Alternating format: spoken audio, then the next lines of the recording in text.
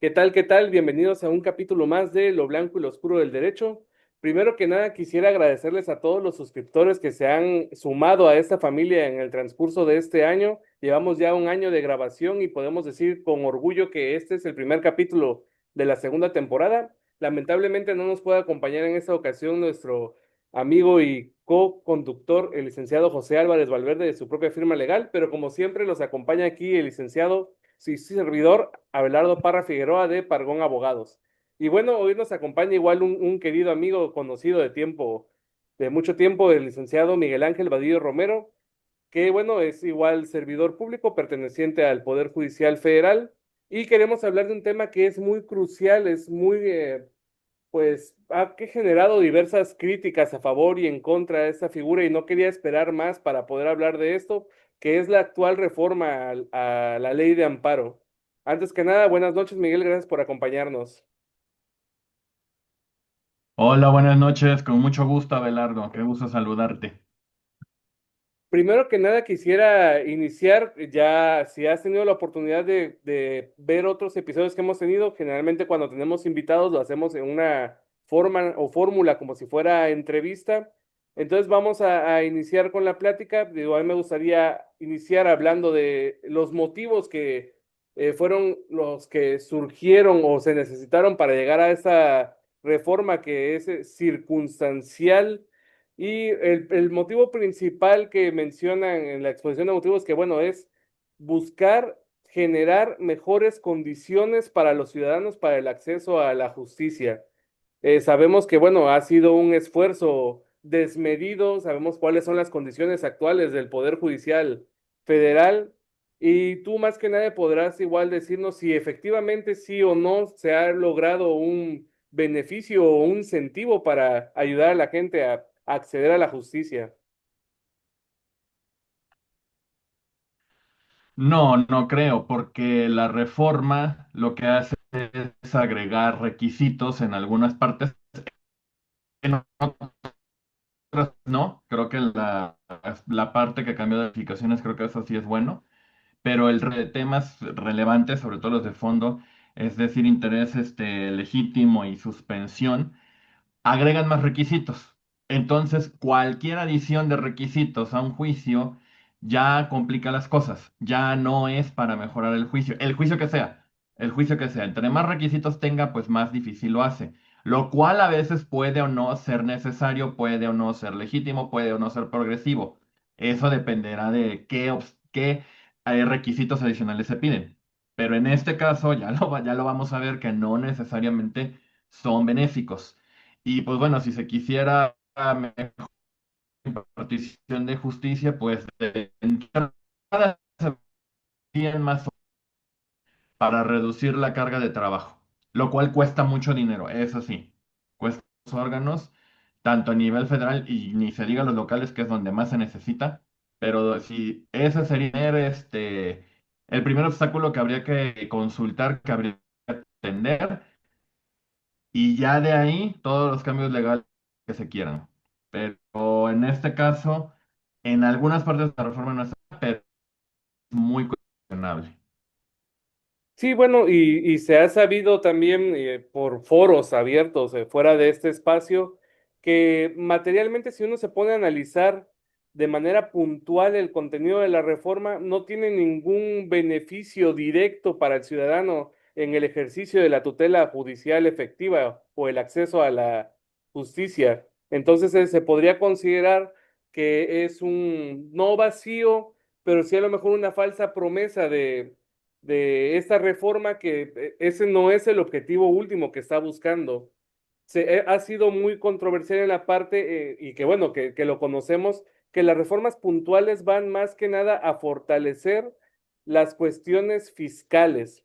Buscan poner candados para hacer menos efectivo el juicio de amparo en dado caso de que tú estés siendo sometido a un proceso contencioso administrativo de carácter fiscal y ese sería el punto medular en realidad de la reforma, disfrazado, ¿no? Claramente. Y bueno, lo comentábamos afuera del aire, también ha sido muy, muy sonado que parte de la verdadera de los verdaderos motivos por los cuales se hizo esa reforma es precisamente para evitar que se abusara de la figura del juicio de amparo. Digo, yo sé que esto a lo mejor suene muy institucional, pero sí era cierto que había cierto grupo de abogados que em, ocupaban esta figura para entorpecer la ejecución de actos y también, ¿por qué no?, evitar que se pudieran continuar con políticas públicas, ¿no? Politizaban la figura del juicio de amparo y pues ahora prácticamente estamos pagando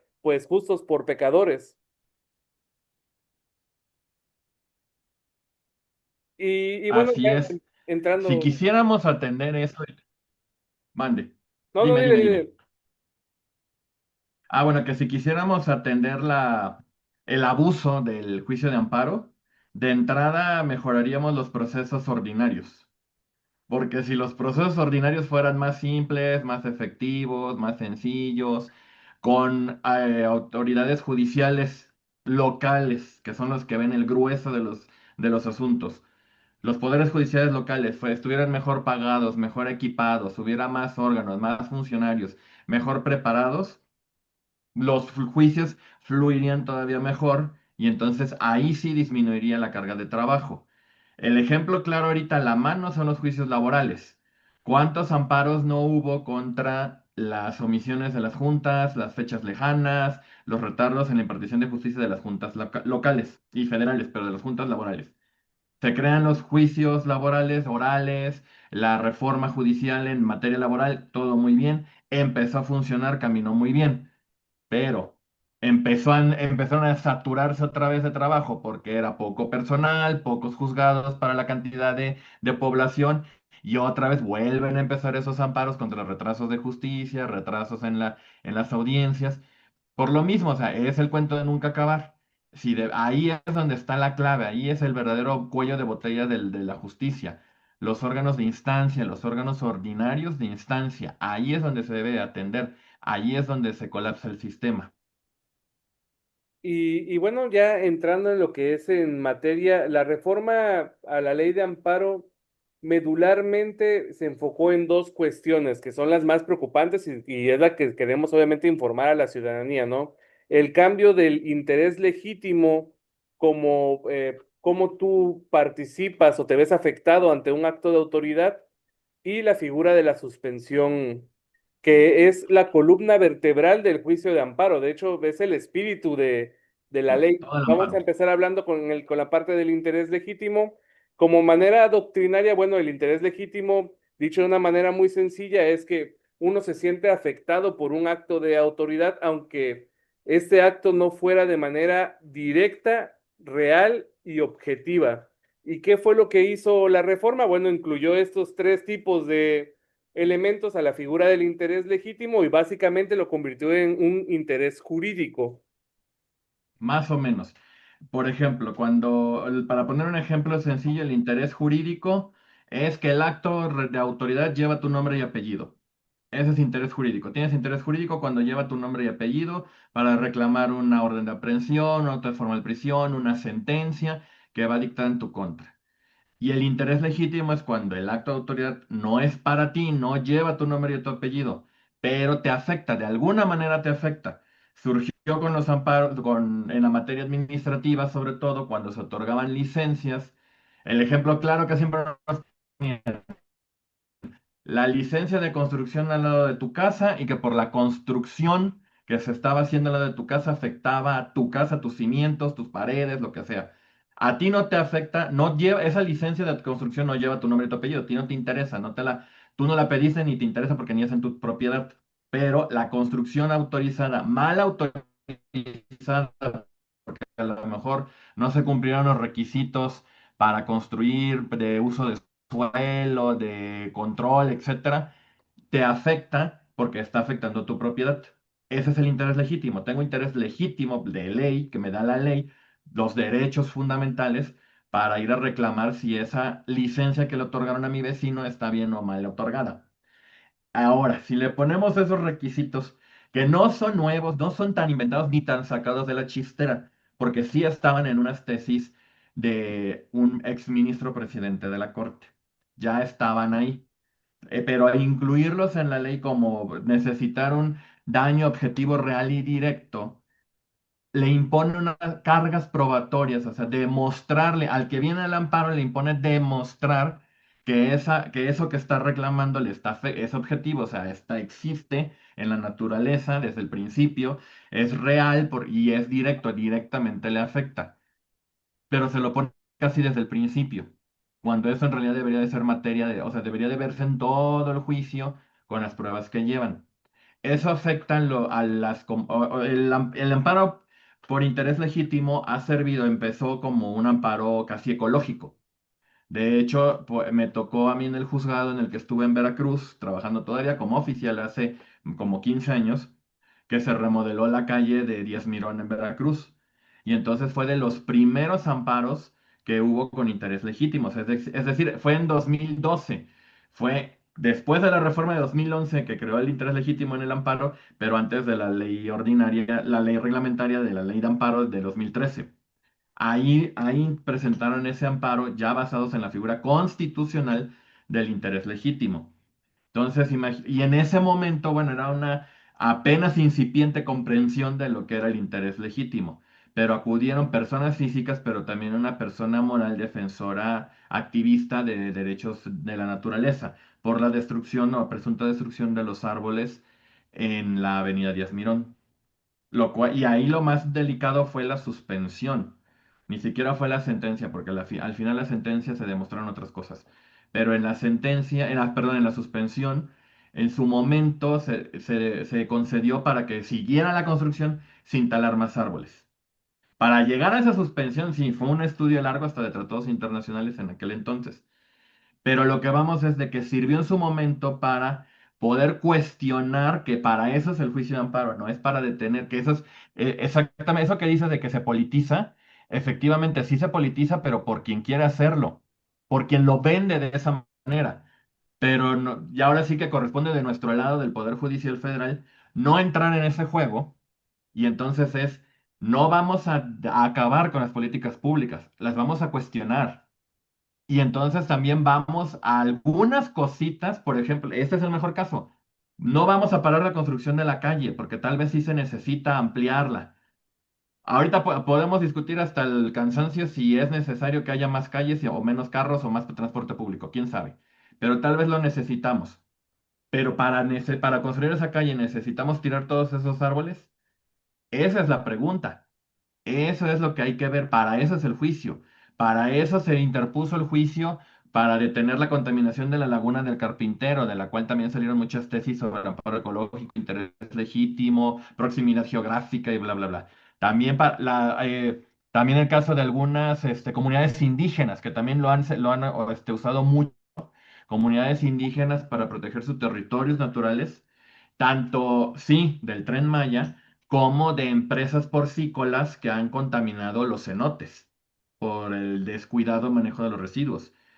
Y por ejemplo, eso no significa que paremos y no construyamos nada. Significa que vamos a ver cómo lo están construyendo, que se respeten las normas que ya existen de protección al ambiente, protección a la vivienda, a la ciudad, todo esto, y sobre eso resolver. A lo mejor no violaron ninguna ley, a lo mejor no la violaron. A lo mejor la ley la respetaron, pero la ley es insuficiente. Y entonces hay que ver si la ley sí protege bien o no protege bien. A lo mejor solamente se equivocaron en una parte. Bueno, esa parte, ese material, ese tramo, no lo construyas porque eso es lo que afecta. No tiene por qué ser blanco o negro, como tu podcast. No es tu podcast para que sea lo oscuro y lo claro. Puede ser todo un montón de soluciones y un montón de opciones, y para eso está el juicio. Pero si desde la entrada ya le estás diciendo, demuéstrame que te están matando, pues cuando llegues al juicio o a la sentencia ya te mataron. Sí, sí, como lo decimos, sí afecta a la cuestión de la legitimación para el acceso del juicio de amparo. Hay un montón de ejemplos que hubieron previos a la reforma en donde el interés legítimo era una chulada. Algunos consideran que estamos en un retroceso de la cuestión de la figura para el acceso al juicio de amparo. Pero bueno, ya llevamos que 2 meses, un mes que entró la reforma. La verdad es que en un control estadístico no podría yo decir o poder anticiparme en realidad cuánto ha sido la afectación por esta modificación. Ya lo comentábamos, no son cuestiones novedosas tampoco, ya venían en criterios que o eran obligatorios o eran orientadores, pero que estaban ahí y que ya de por sí imponían estas cargas procesales para la legitimación en la presentación de la demanda de amparo. En la mera puerta de entrada. Es que esa es la crítica, la que fue, que se puso en la puerta. Que casi casi digo, te están diciendo que traigas aquí el daño cuando eso es para demostrarlo durante juicio. De por sí ya demostrar eso en juicio ya es complicado y caro. Puede ser muy complicado, muy caro. Pero entonces ahora desde antes, ahí es donde está la controversia, donde está el problema. Pero bueno, ese es, insisto, no es algo nuevo, sino algo que no debió implementarse así. Ya existía. Solamente había que ajustarlo, moderarlo y repito, e insisto, cualquier requisito adicional ya es un entorpecimiento. Justificado o no, eso lo vemos, pero ya es un entorpecimiento de un juicio.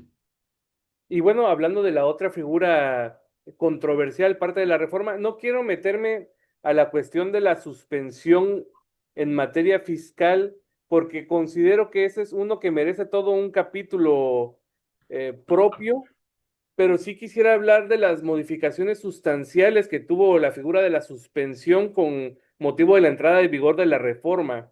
Eh, Puntualmente cambió la cuestión de que ahora hay que acreditar lo que se conocerá como el interés suspensional y una cuestión de asterisco o letras diminutas en un contrato, por así decirlo, que atenuaron las palabras al momento de la versión final, la que fue publicada, que es siempre y cuando no se contravenga el interés social y las disposiciones de orden público. Esto viene también a terminar con lo que antes se conocía como la apariencia del buen derecho, también hablando igual exactamente que la cuestión del interés legítimo son requisitos adicionales que antes no estaban en la figura de la suspensión.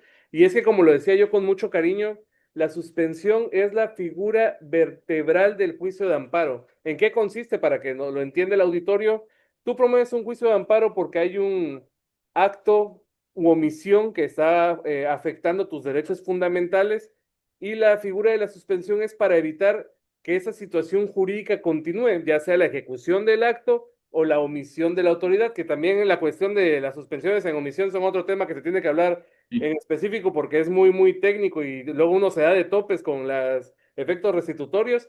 Pero bueno, hablando así de manera general es eso. La suspensión lo que busca es parar los efectos de la situación que te está lastimando y durante la tramitación del juicio de amparo.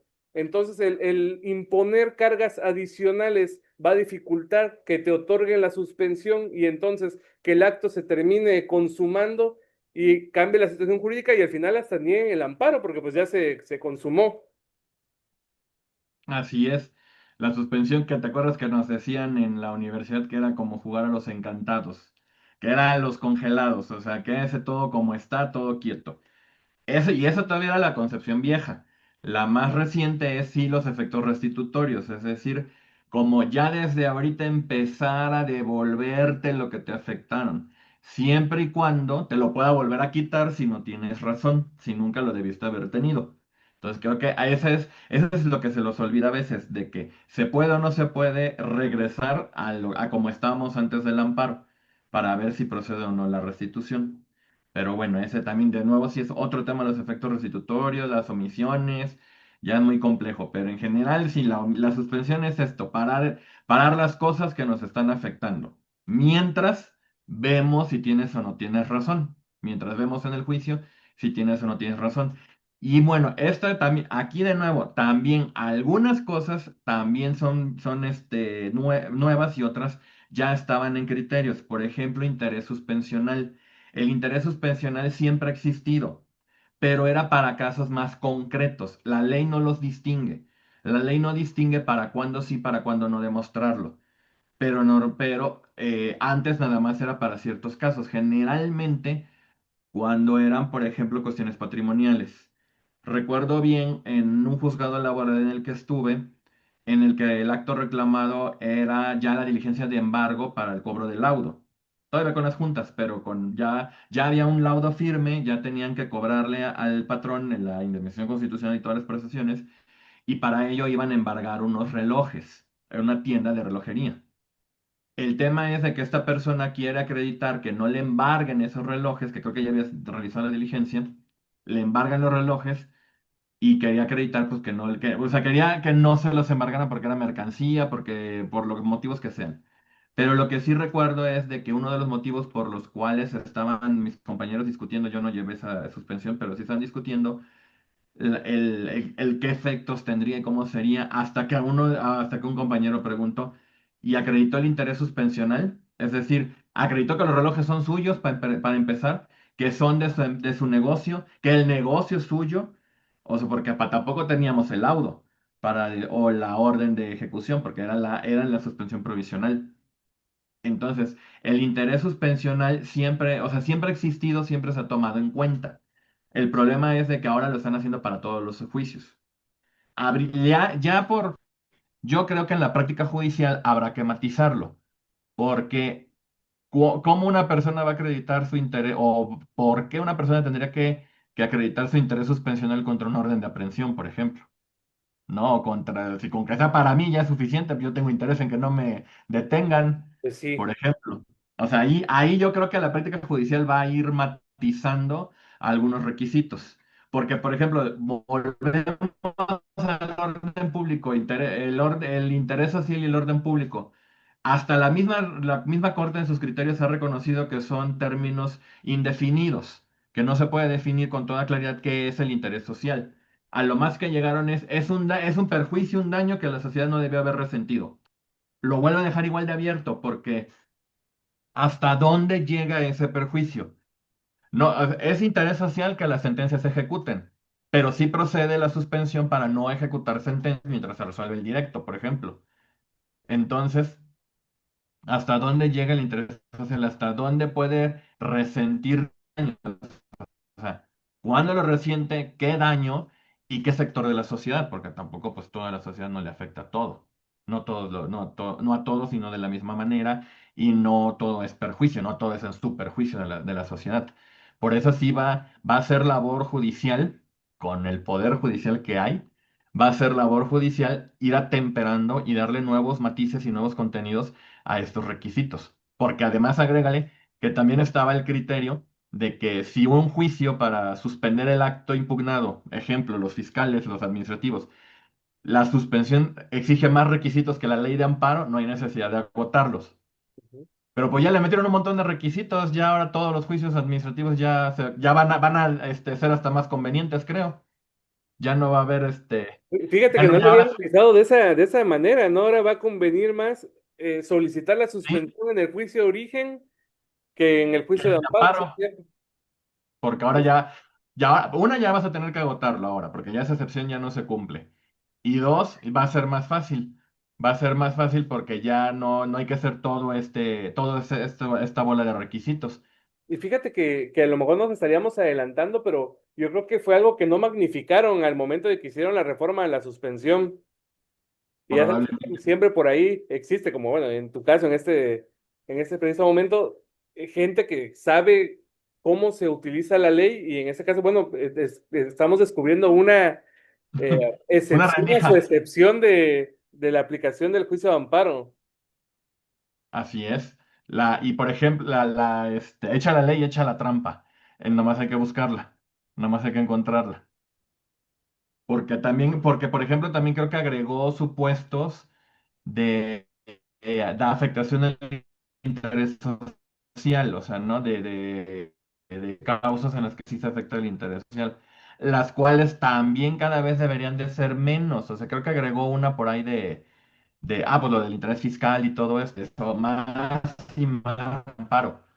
Entonces, sí es una reforma pro autoridad, pero todas las autoridades, no las que sean, pero sí, y de nuevo, o sea, sí, sí es como un llamado, la calentura de los litigantes debe de llevarlos a reinterpretar y a completar la ley, matizarla, bueno, pedir eso en sus demandas y en sus argumentos, para que sea mediante la función judicial que se interprete y se den nuevos giros y nuevos significados congruentes y benéficos de interpretación conforme y pro persona para darle efectividad, para que la suspensión no pierda efectividad. Porque de nuevo, o sea, no faltará quien se le ocurra, como aunque sea como alegato de tercero, que demuestre un interés suspensional en una multa, no sé, en una multa en la que sabes que es para ti. ¿Me explico? O sea, también buscar esa forma de que no caer en esa trampa de la literalidad, y sino al caso concreto y a una interpretación congruente. Sí, la verdad es que sí, muy bien explicado. Yo ahí agradezco tu intervención. ¿Crees que hay algún punto adicional relevante que se nos esté yendo sobre la reforma? Digo, yo consideré y lo externé antes de la entrevista que, bueno, que yo consideraba que esas dos, el interés legítimo y Sí. la suspensión era lo más importante. Pero bueno, en tu experiencia, no sé si a lo mejor se me está yendo por ahí algún detalle que el auditorio tenga que conocer. Qué bueno que sí, que de nuevo, nada más, de que el auditorio deba de conocer que sí, que la respuesta está en los juicios ordinarios, en las autoridades locales, judiciales locales y de instancia. Ahí está el verdadero problema. No, y de nuevo, no, y no es acusación contra el personal, contra los compañeros de los poderes judiciales locales, para nada. Ellos hacen lo que pueden con lo que tienen, sino que es precisamente eso es lo que se debe de atender. Y dos, que cualquier Sí, no, perdón, que nada más como paréntesis, tú te refieres a hay que atender el proceso ordinario, no es una sí. cuestión personal de los servidores públicos, es Ah, no, no, para nada. Es el proceso ordinario, el Poder Judicial, cómo lo tienen maltrecho a los poderes judiciales locales y atender los procesos ordinarios y mejorar ahí está. Viene el Código Nacional de Procedimientos Civiles y Familiares, con un montón de previsiones muy interesantes, pero a ver cuándo se aplican. A ver cuándo se aplican. Pero va a pasar lo mismo que con el proceso laboral y con el juicio mercantil, que y con también el penal también, que sigue y siendo nuevo penal, ya llevamos casi 11 años con él, con el nuevo sistema de que con tiene el 11 nuevo años, sistema. pero sí. A mí siempre Los me gusta mismos decirlo como problemas. chiste, ¿verdad? Y así va a pasar, pero Claro que sí, así va a pasar y de nuevo, de que eso ahora corresponde al foro promover estas nuevas interpretaciones, pedir e inventar, y corresponde al Poder Judicial, en ese caso así va a ser el federal porque es amparo, interpretar congruentemente, conforme a la Constitución, conforme al bloque de regularidad constitucional, a los tratados internacionales, darle sentido a esta reforma congruente, tratando de respetar la progresividad y atenuar cualquier daño colateral sin intención que pudo haber ocurrido y seguirle dando funcionalidad al juicio de amparo, porque, o sea, también, si quisiéramos que también funcionara el juicio de amparo, pues para empezar expliquen bien las inoperancias y las técnicas en la sentencia. Eso, el proceso es sencillo. El proceso de amparo es el más simple de todos. No, el problema ahí no está. Está en la técnica para los conceptos de inoperancia, lo infundado, lo improcedente.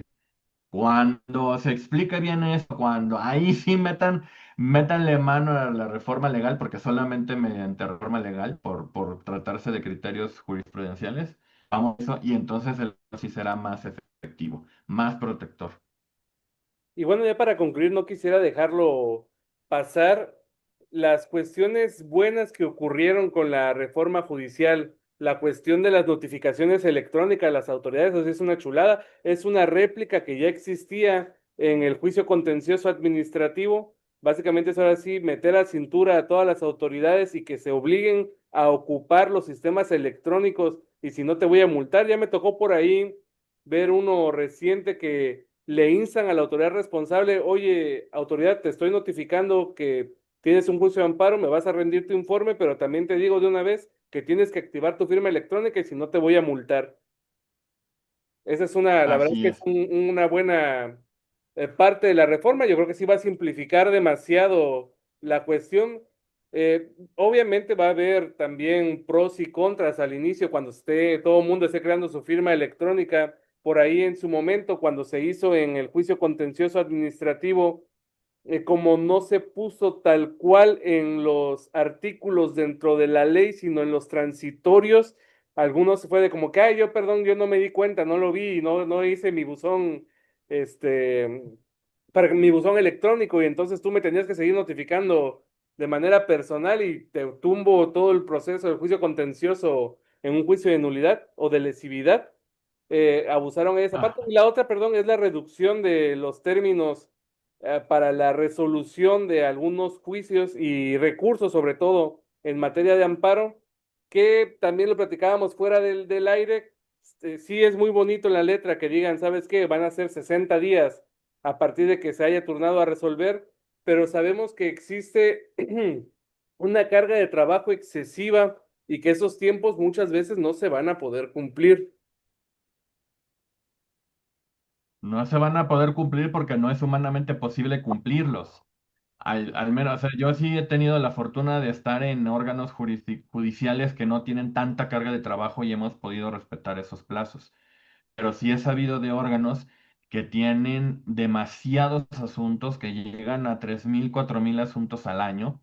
Eso es imposible para la cantidad de personal que tienen, para la cantidad, o sea, ningún órgano debería de tener esa cantidad de trabajo para poder cumplir los plazos legales. Ya no digas la cantidad de personal, no, ni el órgano, porque por más si tiene más secretarios el juez o el magistrado, va a tener más sentencias que estudiar y pues ¿cuándo va a acabar? Más el trámite que ya se lleva. O sea, no es, o tienen que crearse más órganos. Si se quiere atender a eso, deben de ser más órganos. Como eso no ha pasado, por más que lo pongan en la ley, no se va a dar. En la ley también está prohibido el homicidio y sigue pasando. O sea, es lo mismo, es lo mismo, es lo mismo. No va a pasar porque no hay forma de enfrentarlo. No es por gusto. No los guardamos en el cajón para ver cuándo se nos da la gana. O sea, es lo que hay. Todo el día se trabaja, todos los días.